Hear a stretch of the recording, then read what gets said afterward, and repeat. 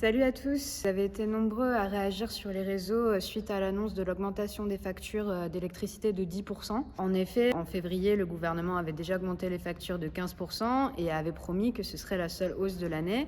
Finalement, on voit qu'ils nous ont bien eu.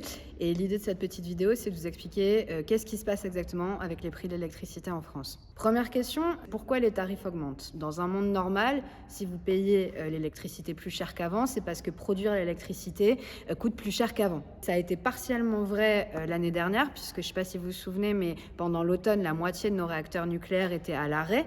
À l'arrêt parce qu'on avait découvert des micro-fissures un peu partout sur des circuits, et donc ce qui avait nécessité d'arrêter les réacteurs et d'importer beaucoup plus d'électricité que ce qu'on fait habituellement. Or, l'électricité de nos voisins, notamment par exemple de l'Allemagne, est plus chère que la nôtre, mais en plus là, ils ont profité, on va dire, de notre vulnérabilité pour nous la vendre encore plus cher. C'est le marché européen qui a décidé ça, c'est pas l'Allemagne directement, mais en gros, les acteurs privés utilisent la vulnérabilité des États pour se faire de l'argent. Mais depuis la fin de 2022, qu'est-ce qui s'est passé? Les réacteurs ont redémarré et donc progressivement, le coût de production de l'électricité en France est redevenu normal. Or, et ça c'est la deuxième question, est-ce que vous payez le coût de l'électricité réel? La réponse est non. Le coût de production réel de l'électricité, en France, il est autour de 60 € le mégawattheure. Ça veut dire qu'il est 2 fois moins cher que ce que vous payez sur votre facture. Et si vous n'aviez pas le bouclier tarifaire, ça veut dire que vous devriez payer l'électricité 3 fois plus cher que ce qu'elle coûte à produire réellement en France. Vous allez me dire, bah oui, c'est le jeu de l'économie, c'est comme ça pour des smartphones, c'est comme ça pour des vêtements, c'est comme ça pour un restaurant. Ils font des produits, ils vous les vendent plus cher que ce que ça leur a coûté, ils se font un bénéfice, une marge, c'est l'économie. Sauf que là, on parle de l'électricité et c'est pas du tout un bien comme les autres. Déjà, première chose, la production d'électricité en France, elle est depuis le début publique. Et donc, elle a été faite grâce à l'argent des impôts des Français. Et jusqu'à encore très peu de temps, EDF était le seul producteur d'électricité en France et il produit encore 80% de l'électricité française. Or, EDF est détenu à 100% par l'État.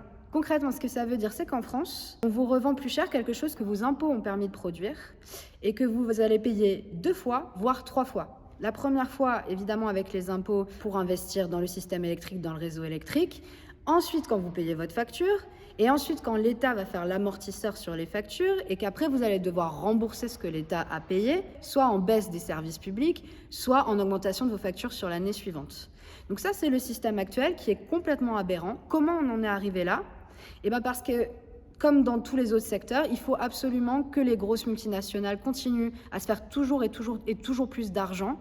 Et du coup, elles ont convaincu la Commission européenne et les gouvernements français successifs de privatiser et de casser le service public de l'énergie, notamment de l'électricité. Et du coup, le pire en tout ça, c'est qu'on a créé un marché complètement artificiel qui n'a aucune raison d'être économique et qui est encore pire qu'un marché normal où en fait, c'est la puissance publique donc, qui produit l'électricité et c'est des acteurs privés qui la rachètent à bas prix et vous la revendent 5 fois plus cher.